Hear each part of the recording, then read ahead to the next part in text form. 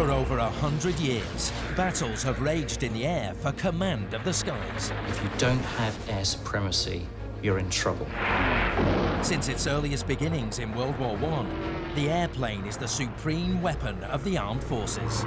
This was a real battle for civilization, for humanity. It revolutionized battle and changed the ways war was fought and won. The F-117 has obviously changed how we design aircraft and air campaigns. War drove innovation in the skies. What we hear from the Air Force is when the F-35 wasn't there, all others died. When F-35 was there, they reigned supreme. Aircraft bred a new kind of hero.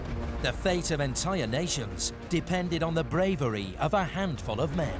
An appreciation of the extent to which young men were willing to put their lives on the line for an ideal is something we need to remember more often than we do. In this episode, Navy airmen faced the fire in the heat of the battle. That day I realized this is not fun anymore. They're really trying to kill us.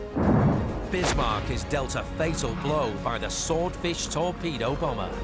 The crew of Bismarck realized that this was going to be the end. Ship-launched planes were created almost at the birth of manned flight. The Admiral observed his landing back on the Furious, proclaimed that this was the greatest flight since the Dove flew from the Ark back on the Furious. The Sopwith Camel pioneered new ways to attack the enemy. The Tongan raid was the first attack on an enemy position staged from a carrier deck. And it's the harbinger of aircraft carriers. Even more ingenious ways were developed to strike deep into the heart of enemy territory. Saran means literally in Japanese, clear sky storm. When the Navy takes the plane to the seas, the plane takes the fight to the heart of the enemy.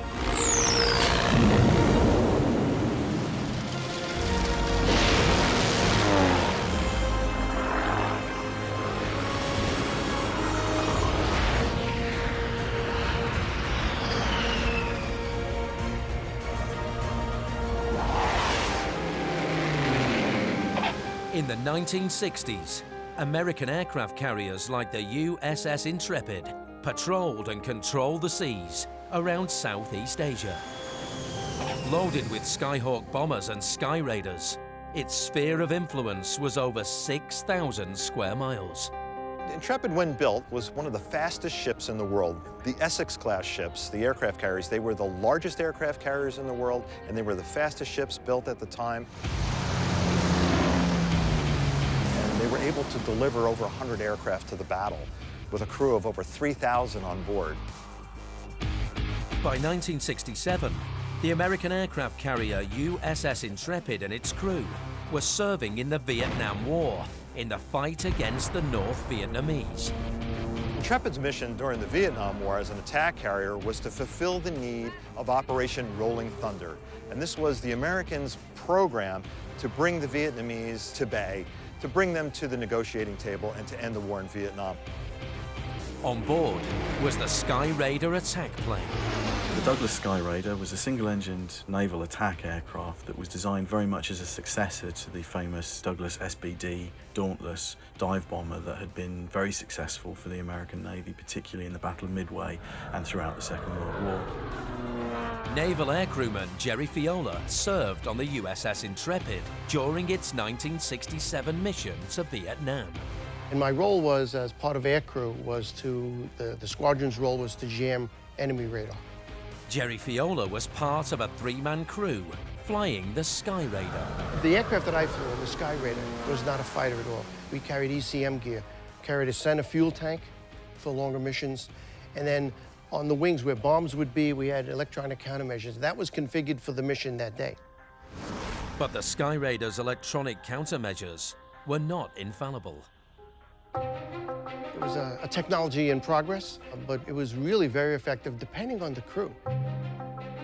The Sky Raider took up a lot of valuable room on the aircraft carrier too. It's a very, very big aircraft.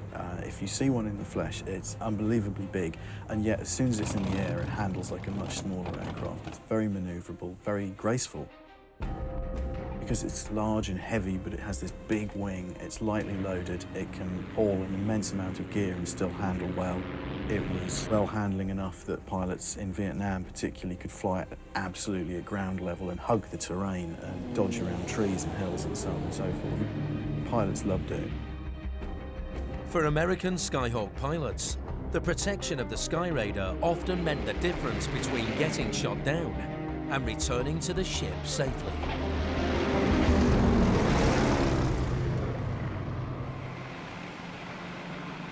They would launch us first because we were in a propeller-driven aircraft, and we were slower than the jets. They would launch us first. We would head to the beach, we called it, and that was North Vietnam. And it would either be Haiphong Harbor mostly or Hanoi. As the American jet fighters approached Vietnamese territory, enemy radar tracked their path in preparation for launching surface-to-air missiles. And that's when we started to do our job. The Skyraider's job was to jam enemy radar to defeat enemy missiles. The idea was that they would go up at the time that strike missions were taking place. With their sensors, they could tell where the enemy radars were operating, so they would be able to find the radars and direct strike missions against them. On one mission to bomb North Vietnamese ground positions, the Skyraiders had a close call. All of a sudden, we heard in my headset, launch, launch, launch.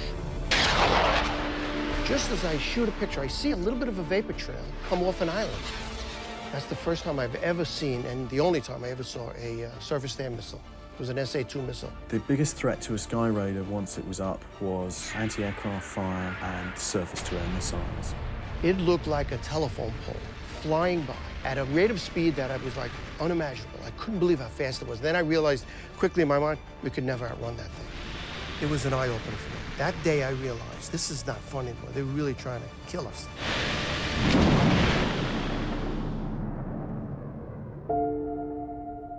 November the 17th, 1967, was a fateful day for Jerry Fiola. It was a day he'd never forget. A large strike was taking place with numerous air wings, which were the units of aircraft on each aircraft carrier, taking place against a boatyard and a transshipment centre near Hanoi. But Jerry was not assigned to fly the mission.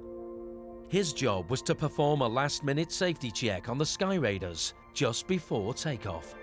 I was on the flight deck. I saw a problem with the left wing. A hydraulic line got pinched, and I canceled the mission. Here I am, just a sailor, had the authority to do that. That was my job. If I saw one drop of hydraulic fluid, that plane didn't fly. And that plane that I downed was going to fly a mission with 2 Skyhawk aircraft. I had 25 seconds to make a decision. Once I saw the problem, I had 25 seconds. And my dilemma was, my commander, Darville, was flying that mission with 3 crew members that I knew. Jerry Fiola knew that grounding the Skyraider could have fatal consequences for the pilots of the Skyhawk interceptors. But worse was, I knew when I downed that aircraft that the 2 Skyhawks that were flying after were not going to have protection. And my thought is they could get shot down. I was in a panic for a while because I thought the line was so pinched that I figured it wasn't even going to fold back up. And then they did. Now I'm thinking, oh boy, I hope I made the right decision on this thing. The Skyhawks were ordered to attack the North Vietnamese without the protection of the Skyraider. A number of Skyhawks were directed against the radar sites to help the strike mission get through. Among these was Lieutenant Commander Wilson Key. Jerry needed to follow the progress of Lieutenant Commander Wilson Key's mission. In the ready room, we could hear on speaker, and one of those aircraft was lost and the pilot was killed. I was sitting in the ready room in my chair after hearing this news, disgusted. I think I may have even been nauseous. And that old timer, the mechanic that said, "Hey, kid, good call," he found me in there. He knew I'd be really upset. And by now, the whole ship knows we just lost an aircraft. And he sat on the seat in front of me, and he looked at me and he grabbed my shirt and pulled me in really close. And he pointed his finger at my nose. He said, "Remember, kid, that was a good call." And I probably said to him, "Yeah, but," and he said, "Yeah, but nothing." May have been some language there. And he said, "This is what war is like." He said, "You could have killed 4 guys in that Skyraider if that particular hydraulic line burst." It made me feel a little bit better, but you live with those things for 50 years. Today, the Intrepid Sea, Air and Space Museum presents its proud combat heritage to visitors from all over the world.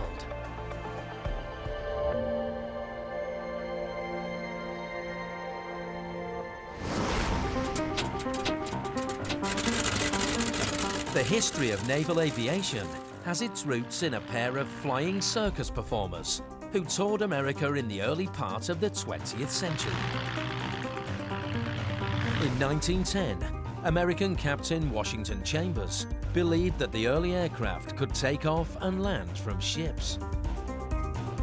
At the same time, engineer Glenn Curtiss and his pilot Eugene Ely were touring the US as the Curtiss Exhibition Team. The Curtiss Pusher was one of these early iconic airplanes that people remember. It did some special things. 7 years after the first manned flight by the Wright brothers, Glenn Curtiss designed and built his own aircraft. They actually used to race them around. They used them a lot in the early exhibitions, stunting in air shows and stuff, exposed the general public to the early flying abilities that the airplane had. Eugene Ely and Glenn Curtiss were approached by US Navy Captain Washington Chambers with a proposition. If he would supply the vessel, would they take part in the US Navy's daring experiment to take off from the deck of a ship?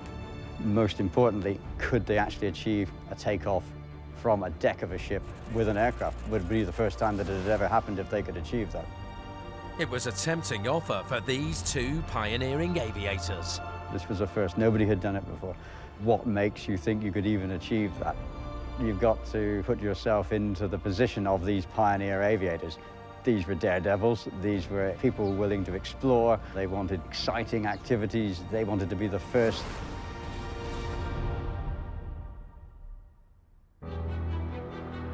Eugene Ely and Glenn Curtiss had a date with destiny as they attempt to make the world's first ever takeoff from the deck of a ship.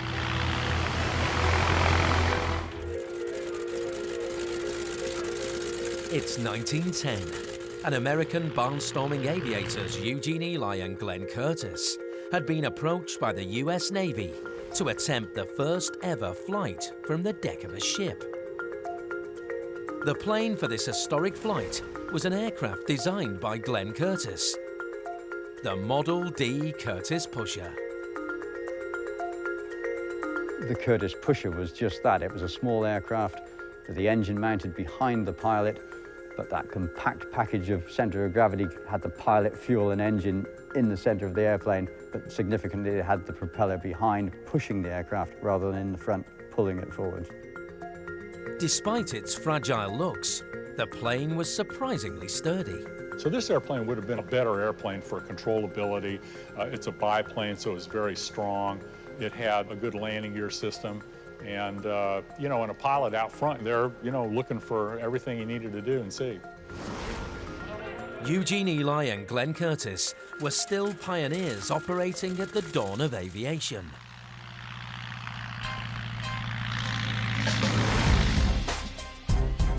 For somebody that today flies a modern ultralight or something, this airplane wouldn't be that difficult to fly. But you got to realize back then, they had to teach themselves how to fly. It wasn't like they came out of a school somewhere with all this flying time and they jumped in one of these. This is what they trained in. And I don't know if you've noticed back there, there's only one seat. There was no instructor sitting next to you when you learned how to fly. I think they obviously picked a great pilot to do the stunt, if you will. And of course, he would have been flying a great airplane. The Curtiss Pusher was an unconventional aircraft, even for its time. This airplane actually has a slightly different set of controls than what most modern pilots are used to. So what he did was, where normally the rudder is controlled by the pilot's feet in a modern airplane, he actually hooked it up to the steering wheel. So when you turn the wheel to the right, you see the rudder in the bag goes to the right. Since Glenn Curtiss was a motorcycle racer, And he was used to leaning into the turns when he raced his motorcycle. He thought I'd do the same thing with the airplane. So he came up with this little U-shaped bracket here that he would actually sit inside with his arms, and he would lean into the turn. And as you can see, the cables are connected to the ailerons out on the wing there. And as that one goes up, you can see this other one on the other side here goes down. Okay, so when this one goes up, the other one goes down. If I was going to make a turn to the left, I would lean to the left while turning the wheel to the left, and when the nose started to drop, I would slowly pull the control back, okay? And then to go back the other way, I would lean this way, and at some point when the nose dropped, I would pull it back, and that would actually pull the nose around just like a normal airplane.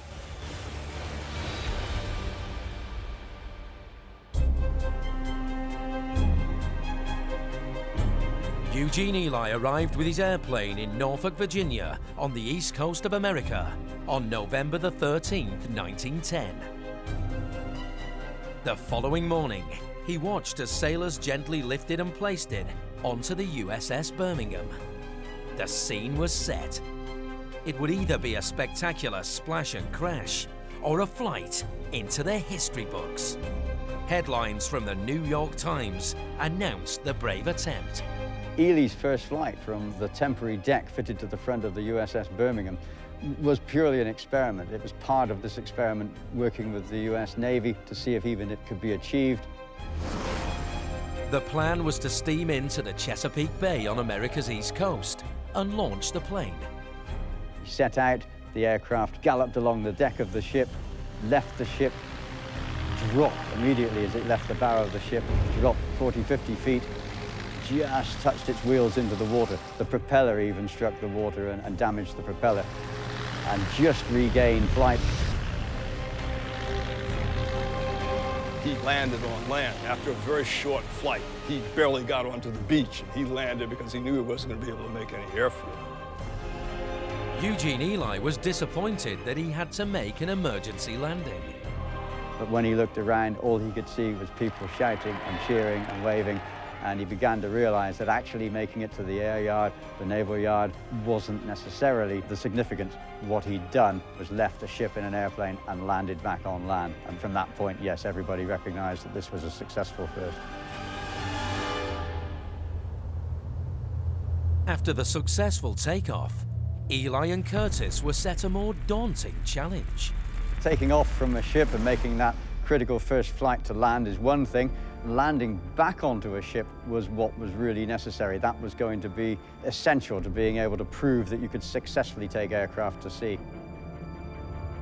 The attempt was scheduled to take place in San Francisco on the west coast of America in January 1911. Ely faced the greater danger of landing aboard a ship. He also explores the very early potential for using arrestor gear to help slow him down. So a hook was positioned on the rear of the Curtiss pusher and lightweight cords put across the deck so that when he touched down on the deck, hopefully one of the cords would connect with the hook and pull him to a halt. But the landing would have been the critical thing. And of course, he had to be spot on the touchdown, on his airspeed, to be able to slow down. This thing actually has a brake, but it's a pretty primitive one. So the difference wasn't anything about the flying of the stuff. He basically had to learn how to do a spot landing, and it would be very unforgiving if he missed. With longer wings and hooks on the landing gear, and Ely donning a padded football helmet and bicycle inner tubes around his body in case anything went awry, all was ready on the morning of January the 18th, 1911. Crowds lined the shore, and boats collected in the harbour to witness the daring flight. At 11 a.m., Ely took off from nearby Tanforum racetrack and headed for the Pennsylvania. To the delight of thousands of spectators, Ely made a safe landing, the arresting equipment working perfectly. After lunch with the ship's captain and a few photographs, the platform was cleared and the USS Pennsylvania was pointed into the wind. Ely took off and flew into the history books. Captain Chambers was moved to make a public announcement. The Admiral observed his landing, proclaimed that this was the greatest flight since the dove flew from the Ark, which I guess from a naval perspective and naval aviation, he really wasn't kidding. But Eugene Ely's luck was to run out soon after the historic flight. Disaster struck in the small US town of Macon, Georgia. In 1911 in Macon, Eugene Ely was doing an exhibition flight, and he himself, when asked, what are you going to do after this? There probably won't be any after this. He said, I'll probably be killed like most of the rest of us who fly these early planes, and he was. An untimely death was commonplace with early aviators. But Eugene Ely's name lives on as a pioneer who gave birth to naval aviation. This was the start point of a whole new technology that both America and Great Britain would explore as the carrier development unfolded.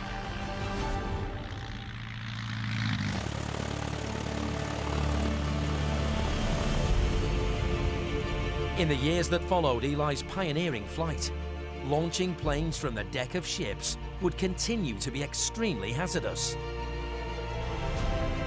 Despite the inherent danger, the British Sopwith Camel was adapted for a bombing mission to take out German Zeppelin bases in Denmark. In 1917, World War I ushered in the next tentative steps into naval aviation. The British Royal Navy experimented with a prototype aircraft carrier as a new tactical weapon, the seaplane lighter.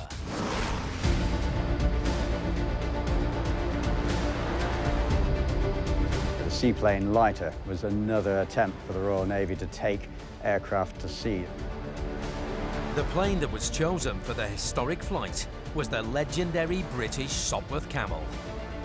It scored more kills than any other Allied aircraft in World War I. Camel has twin forward-firing machine guns, and it got its name. It's not an official name. It's the F-1 Camel, but it got its name because you'll notice there's a metal fairing over the base of the machine guns, or the butts of the machine guns. It's named the Camel because of that hump there.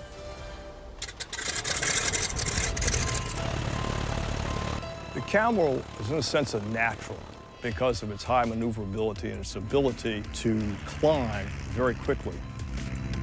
If towed fast enough into a headwind, the Sopwith Camel could launch from the seaplane lighter. The craft is only 58 feet long, but towed at speed with a blast of throttle from the Camel, they could just get a Sopwith Camel airborne. It's the ideal plane. It's small so that you can carry a number of planes on that short deck, and then it can take off very quickly. Now, a British fighter plane could be taken to sea and within reach of enemy targets. One of the main uses of the seaplane lighter was Zeppelin hunting. That was a shock for the Germans that almost grounded the Zeppelin flights overnight. The seaplane lighter proved itself as an effective addition to the British naval fleet. So the seaplane lighter is a really important start point and stepping stone in the history of what would become the history of the aircraft carrier.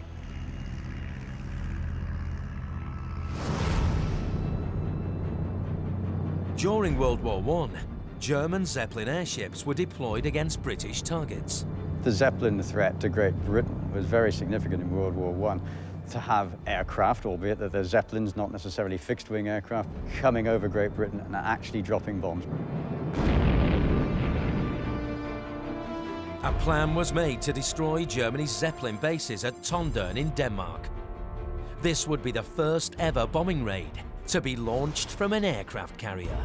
The Tondern raid represents a milestone in the sense that the Royal Naval Air Service, from the very beginning of the war, had taken an offensive stance to the war. In other words, they wanted to strike at German raiders that would be coming over England. But Denmark was beyond the range of the British World War I aircraft. The question was, how did you get at the sheds? And finally, what the Royal Naval Air Service develops is the notion that you need to fly land aircraft off of some kind of a carrier deck.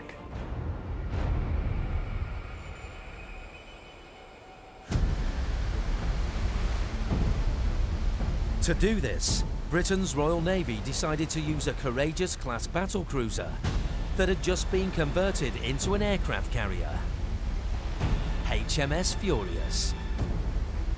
To carry out its mission, the Sopwith Camel was navalized.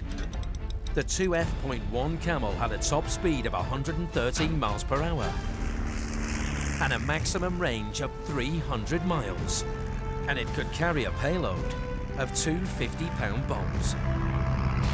To make room for the planes, the battlecruisers replaced their front gun turret with a small hangar that had a 160-foot flight deck on top.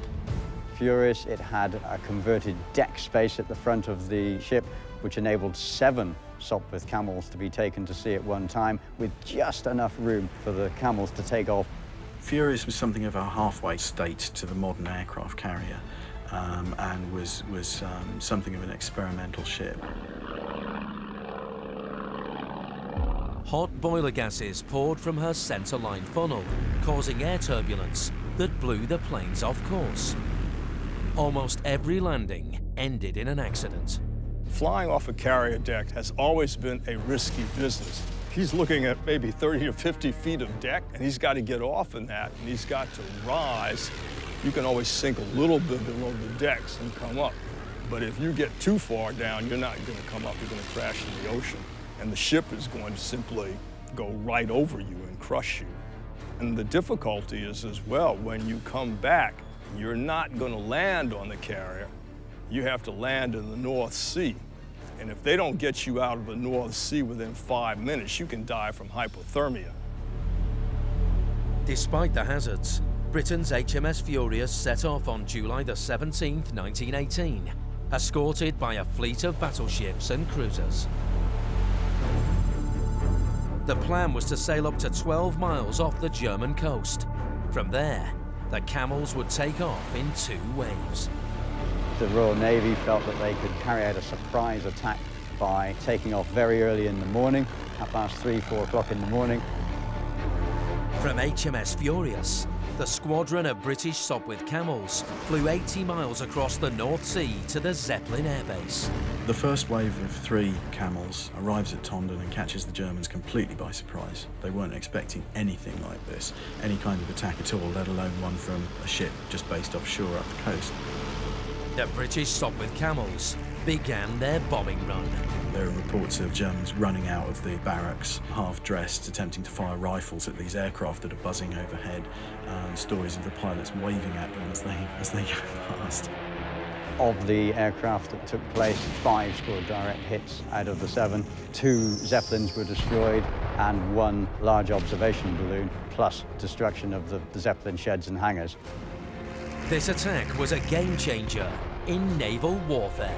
The Tondon raid really proved that carrier-based aircraft could successfully attack targets that were out of range of other targets.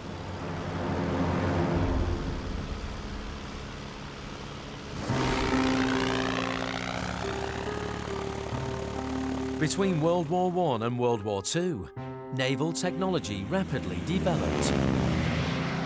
Transporting planes aboard ships took a novel turn at the end of World War II in 1945, with a unique Japanese plane that was carried by a submarine. The whole idea of using a submarine was to approach the target stealthily, if you will, underwater, unseen, undiscovered until they were close into the target. Then the submarine would surface, perhaps very early in the morning, and launch the airplane. It would go off and drop its bomb or torpedo on the target and then come back. The idea was to surface again at a rendezvous point and recover the airplane and, of course, the pilot. The Japanese submarine was specially built to carry the attack bomber. The HE M6A was a remarkable aircraft, really. The idea was to carry 3 of these Saran airplanes that we see behind us on this submarine, so it had a very large cylindrical tank designed and built on top of the hull of the submarine, and 3 of these Sarans could be fitted into this tank. Because it was developed specifically for this purpose, it had a lot of technical innovations. The bombers were stored by folding the tail and wings and dismantling the float.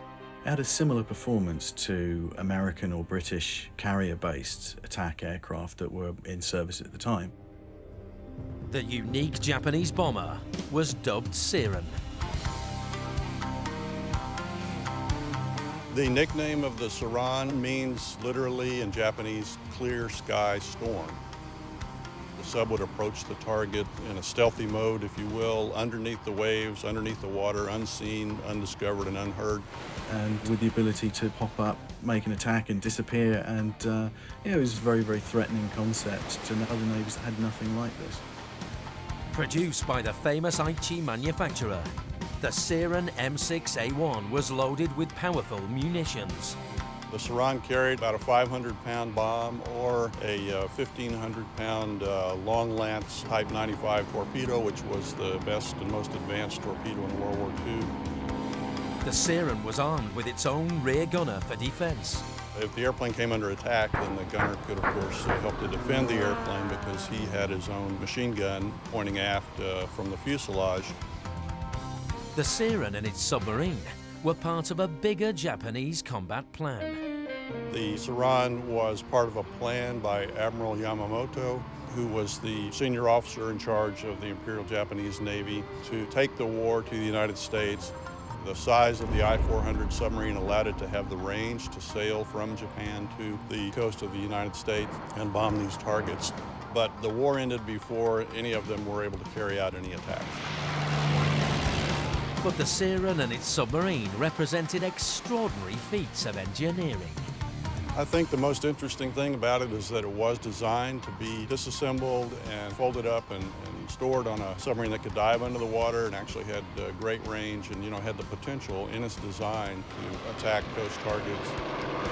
Nobody was building a submarine as big as these I-400 Japanese aircraft carrier submarines until the 1960s. So it took nearly 20 years for the rest of the world to catch up with this technology. A pioneer in design, the Siren was also far ahead of its time. It looks like a streamlined and well-designed airplane that was never meant to be taken apart and folded up and stored on a submarine. Normally, when a designer makes those sacrifices, the airplane ends up looking less streamlined and sort of gawky and awkward, but this is a rather graceful airplane.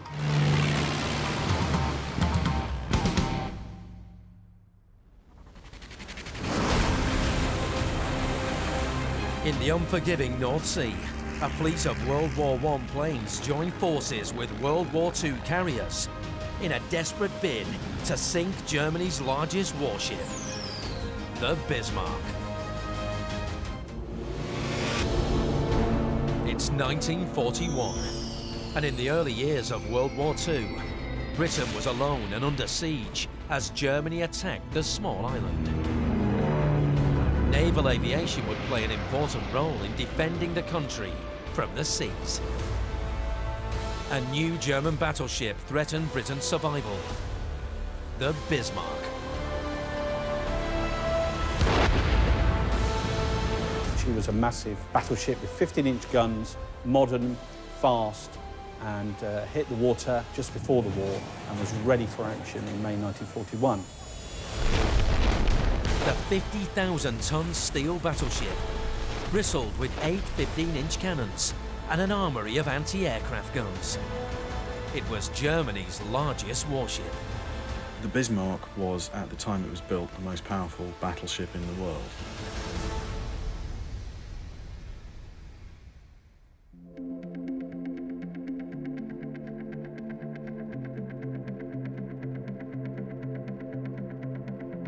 Pitted against the Bismarck was a humble biplane, the Fairy Swordfish. The British Swordfish was a 1930s torpedo bomber that served as a frontline attack aircraft for the Fleet Air Arm of the Royal Navy.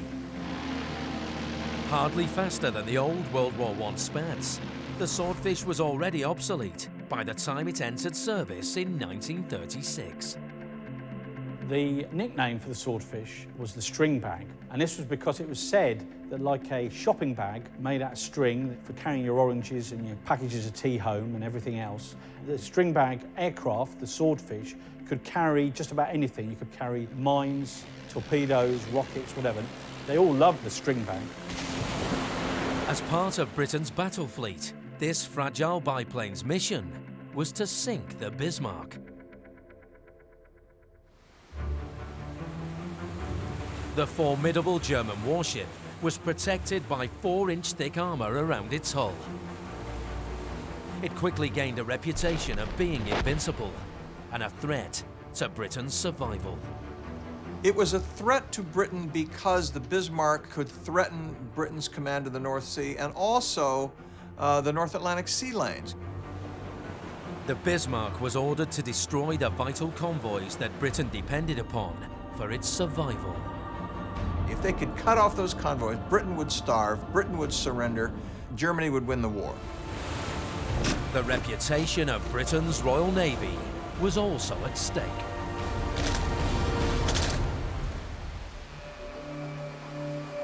The Bismarck was symbolic as well, the Bismarck being this great battleship.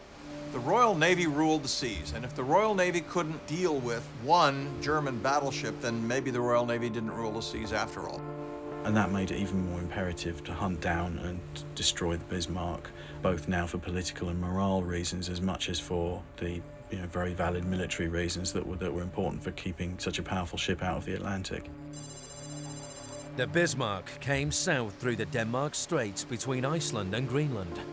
It was heading toward the North Atlantic to roam like a wolf, hunting down Britain's vital convoys. If Bismarck got out there, she would be very difficult to find in the vastness of the Atlantic, like a needle in a haystack. Churchill cashiered admirals right and left because, in his view, they didn't quite have the killer instinct. And this was a case where he wanted that ship destroyed and he wanted it sunk and he wanted it done now. Under orders from Prime Minister Winston Churchill, a British flotilla of warships searched thousands of square miles, seeking out the Bismarck. In the battle group was the aircraft carrier HMS Ark Royal, loaded with Fairey Swordfish torpedo planes. A Royal Air Force Catalina flying boat spotted Bismarck, and so that was confirmation that she'd gone south and was heading for a French port. HMS Ark Royal's Swordfish bombers prepared to attack. But conditions for an aerial attack were far from perfect.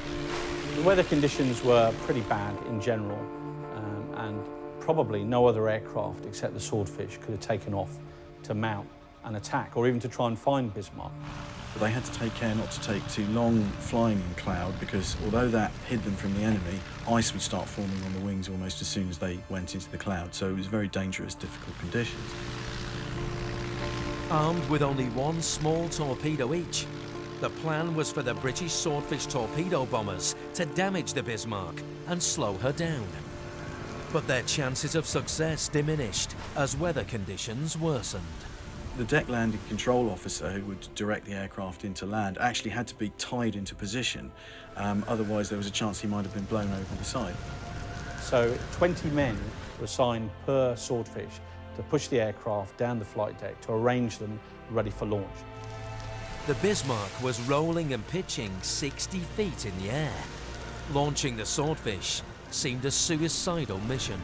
The idea of actually flying aircraft from these aircraft carriers at the time was absolutely mad, and yet there was no other choice but to try and launch these aircraft, and there was really no other aircraft that could have even thought of flying in those conditions than the Swordfish.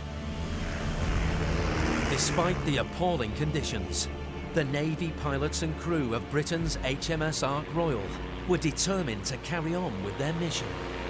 Those 15 aircraft were launched and then formed up over HMS Renown, the Force H flagship, and were all together in flights of 3.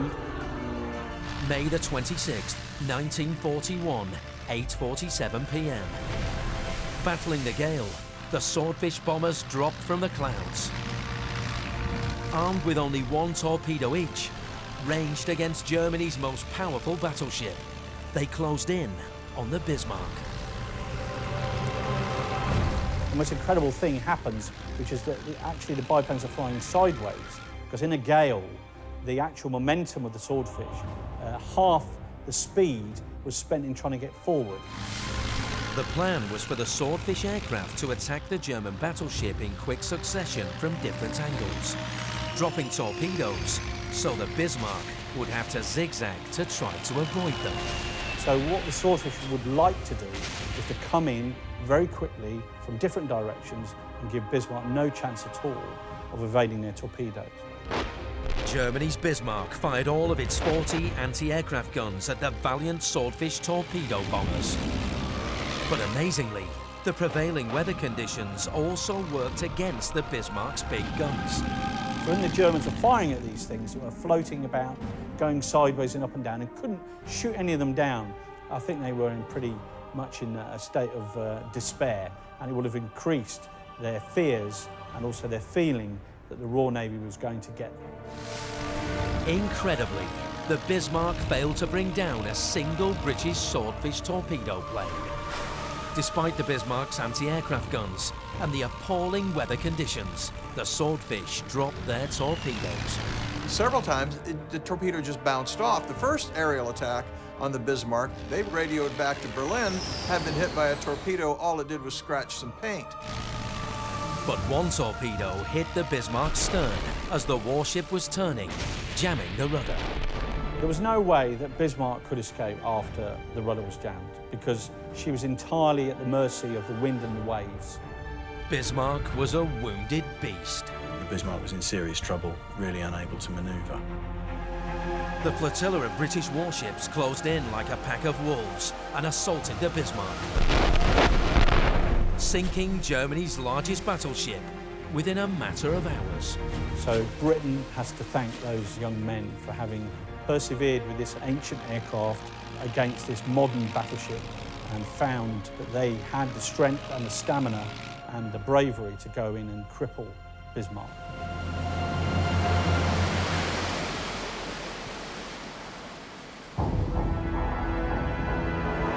Naval aviation has changed the face of modern warfare.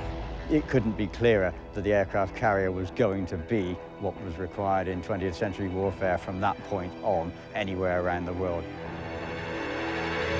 In the years following the Curtiss Pusher's pioneering flight, naval aviation has influenced sea battles in ways its pioneers, Eugene Ely, Curtiss Pusher, and Captain Washington Chambers, could never have imagined.